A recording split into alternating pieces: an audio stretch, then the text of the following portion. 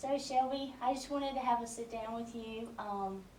You have been reading to Ellie and working with Ellie with our safety presentations now since 2010. We actually have a picture of you. I believe that was the first reading session at the library. So right up here, and then at the library again, and then of course we reconnected here at your middle school. And I just wanted to sit down and talk to you to see what you've taken away from it, what you've learned, how you felt about Ellie the first time you met her versus now. If you were you afraid of her? Yes, when my dad told me that I was going to the library to read to a pit bull, I was a little nervous. But after the first or second time, it was like me and Ellie connected. Right. She sat right in your lap. Yeah. That time she sat in the lap, it felt like we connected. Right. Yeah, she always gets excited and brightens up when she'd see you, like when she saw you here, because this was a new experience coming here, and when she saw you come around the corner, she's like, Shelby, she knew you. So your dad found out about the reading program in the paper, or do you remember? I think he saw it when he went to the library because he was getting a book or something for her mom.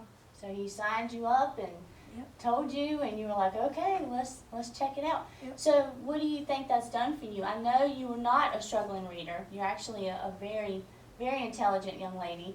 But what has that done for you, working with Ellie? It makes me less afraid of pit bulls and makes me feel calm when I'm around her and not nervous. Okay. Has the safety helped you maybe learn how to properly interact with a dog?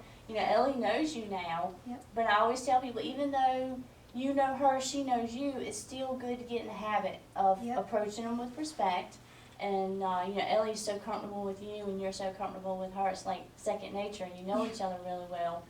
But it's still a good habit, to make sure that you practice safety and respect. And that's the big thing about, I think, the whole part of what I'm teaching is to respect an animal. We expect respect from one another, so we need to respect an animal too.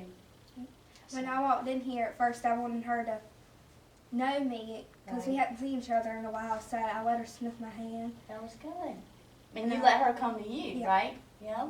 And that's important too. That's important to let.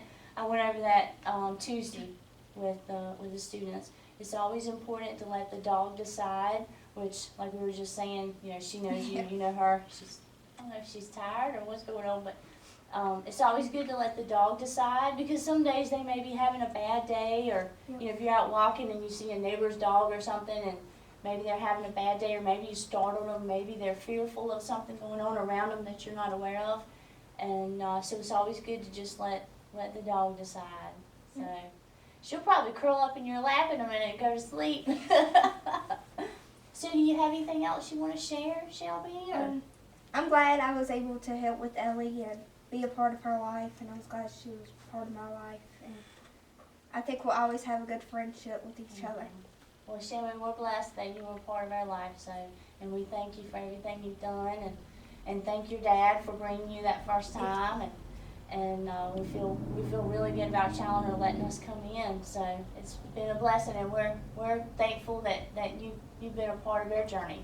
So, all right, good girl, Eddie, good girl.